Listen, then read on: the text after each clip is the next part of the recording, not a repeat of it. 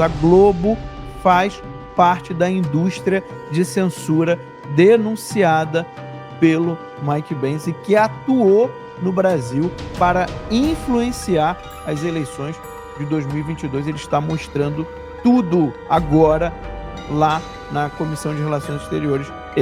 A gente está aí já sendo dado como certo pela mídia a saída do Barroso.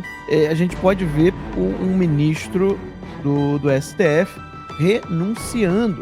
Por quê? Porque não aguentou a pressão, essa é a verdade. Não está aguentando a pressão. Ele tem muitos negócios, muitos interesses nos Estados Unidos.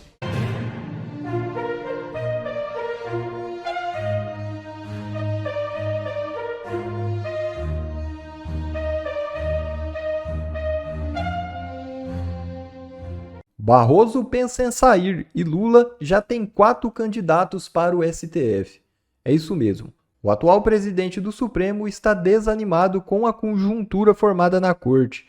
Bruno Dantas, Jorge Messias, Rodrigo Pacheco e Vinícius Carvalho estão na lista de cotados para a vaga. O que será que aconteceu para o Barroso estar querendo picar a mula? Vamos entender isso aí. O presidente do Supremo Tribunal Federal, Roberto Barroso, de 67 anos, tem demonstrado uma certa frustração pelo estado de divisão que acabou se instalando na corte. Em público, Barroso tem tentado desarmar o protagonismo que o Supremo adquiriu por causa da atuação do ministro Alexandre de Moraes no comando de vários inquéritos, inclusive o que investiga a tentativa de golpe de Estado.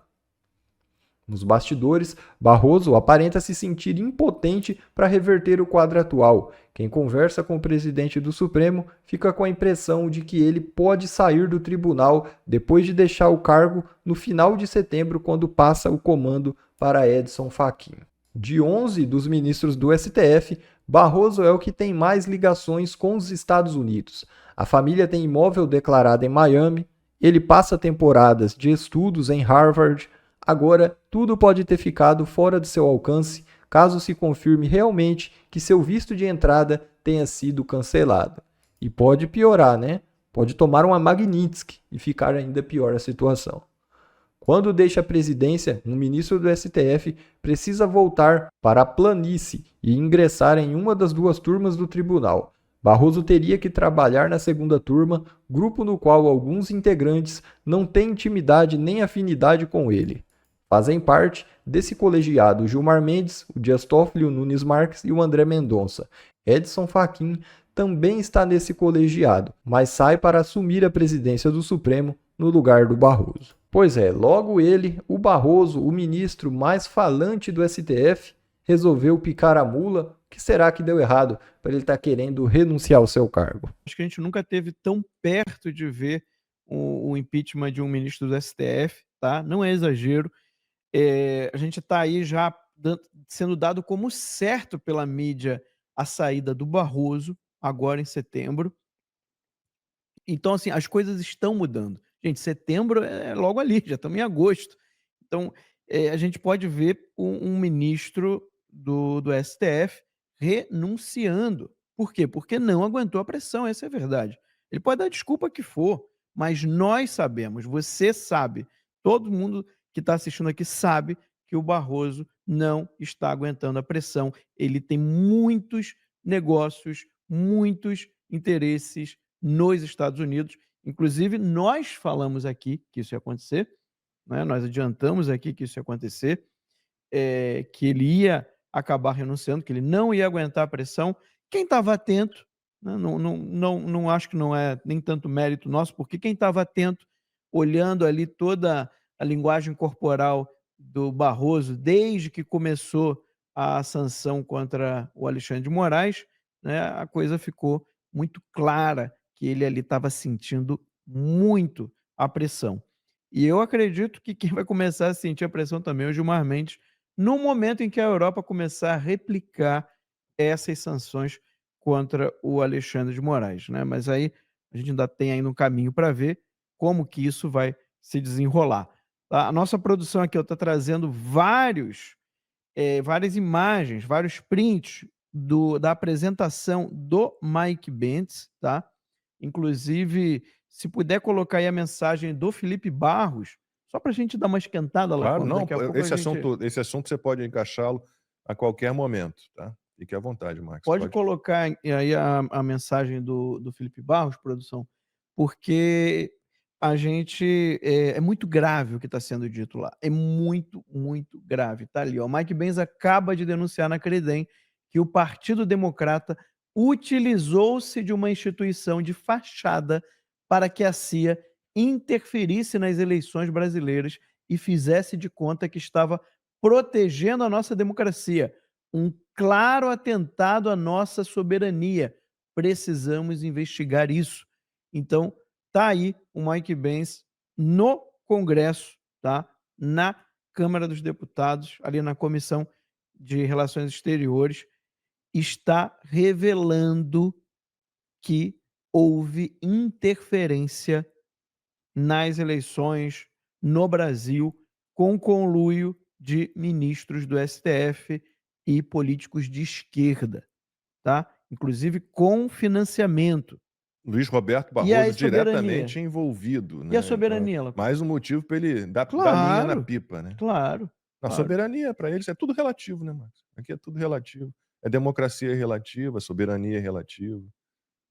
Agora, será que os Estados Unidos vai receber bem uma pessoa que colaborou, né, com uma violação à soberania do seu próprio país? Né? É complicado, né, Alan? Complicado. Então, nós temos aqui o trecho do vídeo que eu acho que vale a pena colocar, né? Mandei aqui agora já para produção. O vídeo tem 1 minuto, pouco mais de 1 minuto. E eu acho que vale a pena vocês acompanharem a tradução simultânea feita pela própria Câmara dos Deputados. E é de extrema importância que vocês acompanhem o que ele tem a dizer. Vejam isso aqui. Além disso, algo que me preocupa muito como americano, cidadão americano, os Estados Unidos também ofereceram ajuda no processo eleitoral para obter componentes, especialmente semicondutores, utilizados nas urnas eletrônicas. O embaixador Anthony Harrington utilizou-se de conexões com a Texas Instruments para oferecer semicondutores ou atender às necessidades de semicondutores. E o Departamento de Estado também priorizou a necessidade brasileira de semicondutores oferecidos pela Novaton, uma empresa taiwanesa.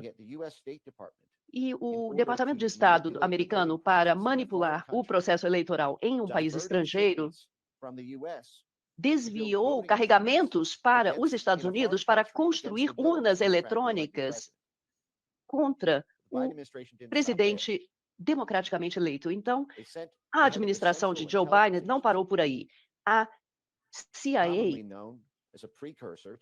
que é precursora da derrubada de um governo, disse pessoalmente ao governo Bolsonaro para não questionar as urnas eletrônicas que o governo americano havia ajudado a instalar no país. E eu fico imaginando o quanto é difícil ser brasileiro e ver um país estrangeiro instalando componentes de urnas eletrônicas potencialmente fraudulentas. E o chefe da CIA, que sabe-se que atuou para derrubar dezenas de governos, né? E essa pessoa dizendo, então, não questione as urnas eletrônicas que nós acabamos de instalar no seu país.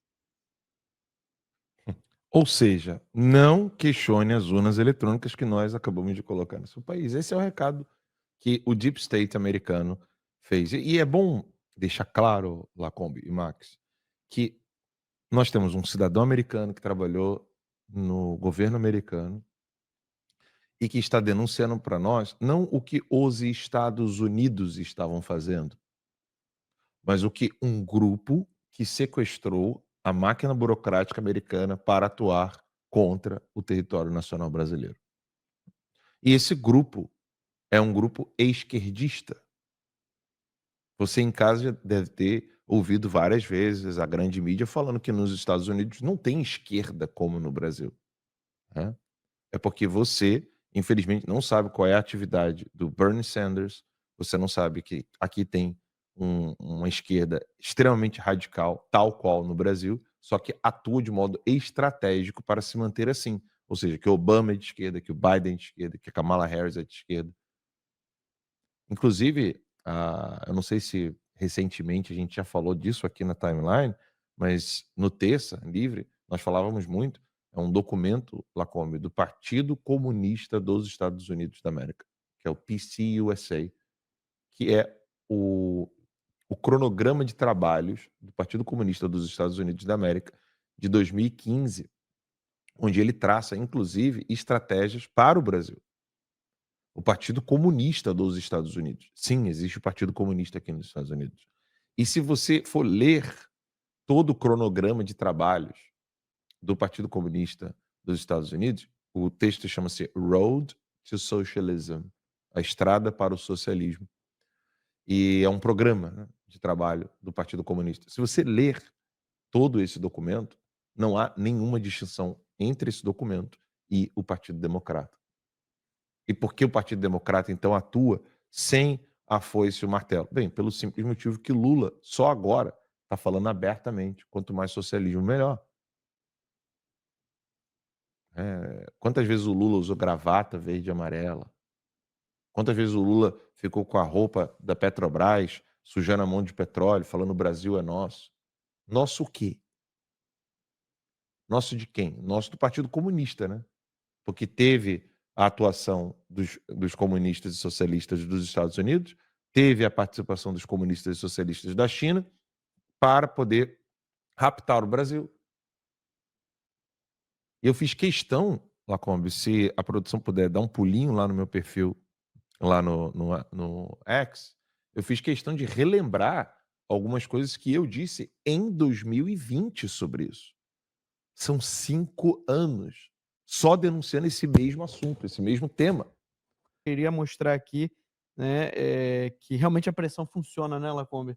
A senadora Ivete Silveira agora assinou aí o pedido de impeachment de Alexandre de Moraes, então já temos 39 senadores a favor. Então, gente, funciona sim, tá? A pressão funciona sim. A pressão popular é a maneira mais eficaz de mover um político.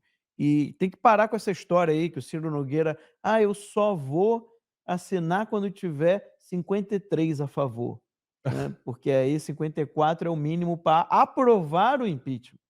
Só que é uma burrice ele falar isso, porque o processo do impeachment, para começar, ele precisa apenas de 41 senadores. E aí tem 120 dias para que o processo aconteça e realmente seja votado o impeachment, né? E aí ele saia ou não. E é uma burrice o Ciro Nogueira falar uma besteira dessa, porque, gente, ainda que o impeachment do Alexandre de Moraes não fosse aprovado por 54, ele vai ficar 120 dias fora do cargo. Na hora que abre o processo, né? Ele é afastado. Exato, ele é afastado até 120 dias. Então, a diferença de você ficar 120 dias fora, aí, vamos dizer assim, não chegou nos 54. 4 meses sem Alexandre de Moraes. E a pessoa voltar, Lacombe, isso muda tudo. Você acha que ele vai voltar do mesmo jeito que ele estava antes? Porque ele sabe que agora, a qualquer momento, a maioria dos senadores pode de novo, né, fazer um novo processo de impeachment contra ele. Então, não tem essa história. Não tem essa história, Ciro Nogueira. Ninguém está acreditando no que você está falando. E aí fica a pergunta: você pediu ao Alexandre de Moraes a permissão para ir na casa do Bolsonaro ontem? Porque, em princípio, eram só. Está lá na decisão do Moraes. O que era? Familiares próximos e advogados. Eram os únicos que podiam visitar o Bolsonaro. Ele não podia receber outro. Aí ele mesmo falou que pediu ao relator, ele não usou o nome do Alexandre de Moraes, mas a gente sabe que o relator é o Alexandre de Moraes, ele pediu ao Alexandre de Moraes a permissão para ir visitar o Bolsonaro em casa. E o Alexandre de Moraes deu, que é algo mais estranho do mundo. Tenta o Marcos Duval pedir, tenta o Magno Malta pedir para poder visitar, tá? Não vai conseguir. E aí, o que acontece? Eu fico na dúvida, Alan, se o Ciro Nogueira não foi lá levar algum recado, tentar algum acordo com o Bolsonaro. Porque não a gente confio, né? sabe que o sistema não está gostando das manifestações pelo Brasil inteiro. E por isso que as manifestações têm que aumentar. O da Globo que você pediu tá na agulha. Só para dizer a Max. vocês que são 39 assinaturas pelo pedido de impeachment e a gente tem na lista dos indefinidos 2 senadores do PL. Então, 2 senadores que se elegeram apoiados, né, por quem está ao lado do Jair Bolsonaro. Então, de Alagoas, Partido Liberal de Alagoas, doutora Eudócia Caldas, e no Rio de Janeiro, o Romário. Então, doutora Eudócia Caldas e Romário, os 2 do PL, ainda estão na lista de indefinidos. Não assinaram o pedido de impeachment do Alexandre de Moraes ainda. E Ciro Nogueira também, uma vergonha, presidente do PP, desembarque do governo, Ciro Nogueira. Desembarque do governo, foi ministro do Bolsonaro, chama o Bolsonaro de meu presidente. Para de ser falso. Aí não dá. Para de ser falso. Se você quisesse proteger o Bolsonaro de fato, se você quisesse acabar com as injustiças, porque são injustiças que estão sendo feitas com o Bolsonaro, você teria assinado ali, a gente teria agora 40 senadores, faltando um, para conseguir pautar um processo de impeachment do Alexandre de Moraes no Senado, e a gente conseguiria estar mais próximo de afastar o Alexandre de Moraes pelo menos por 4 meses, que já seria suficiente para a gente ter um julgamento mais justo do Bolsonaro no STF. Então, se o Ciro Nogueira é de fato um aliado do Bolsonaro, ele tem que assinar o impeachment e tem que fazer pressão para que o Senado paute esse processo, o Alexandre de Moraes seja afastado por 120 dias e o julgamento do Bolsonaro possa ocorrer com um mínimo de justiça, tá? Chega dessa palhaçada do Ciro Nogueira, que ficava postando tic-tac o tempo inteiro. E Ninguém acredita mais nisso, não. Apareceu o Globo, no depoimento Apareceu o do Mike Globo Pence? na fala do Mike Pence. Deixa eu só botar aqui o óculos para conseguir ler. Da rede de órgão de gestão das eleições, ou seja, o TSE, para a censura de informações. Fato ou fake? Um dos 9 verificadores de fatos que nós vimos anteriormente. Também na base de dados, do CEPS, trabalhando em parceria com o CEPS. Note that clearance will be done by journalists from G1, Então, Globo, temos o envolvimento de jornalistas do G1, o Globo, Globo News, TV Globo. The US government censorship network seems to really like Então, Globo. essa rede de censura gosta muito da Globo. They're listed. O fato ou fake é da Globo, né? É uma agência da Organizações Globo. Globo. Estão todos aqui na lista. We'll have more on Globo later. Já vamos falar mais sobre as organizações Globo. Radar. Tá aí. E vamos falar mais das organizações Globo. Isso foi agora pouco, tá? Agora pouco no depoimento do Mike Pence. E daqui a pouco ele vai falar mais ainda da Globo. A gente vai mostrar aqui para vocês. A nossa produção está de olho, tá? Por isso a gente conseguiu aqui mostrar. Mas a Globo faz parte da indústria de censura denunciada pelo Mike Pence e que atuou no Brasil para influenciar as eleições de 2022. Ele está mostrando tudo agora lá na Comissão de Relações Exteriores da Câmara dos Deputados. Isso é gravíssimo, Lacombe. Porque uma coisa que precisa ficar clara, e aqui no YouTube, né, e nosso canal principal é no YouTube, ainda que a gente transmita o programa também em outras plataformas, nem sei quanto é que está ali em outras plataformas. No total tem quanto? Quase 50 mil, né, em todas as plataformas, 34 mil aqui no YouTube. O YouTube ainda tem uma série de restrições, né? Ele não nos permite fazer críticas pertinentes ao sistema eleitoral, né, às maquininhas e coisas desse tipo.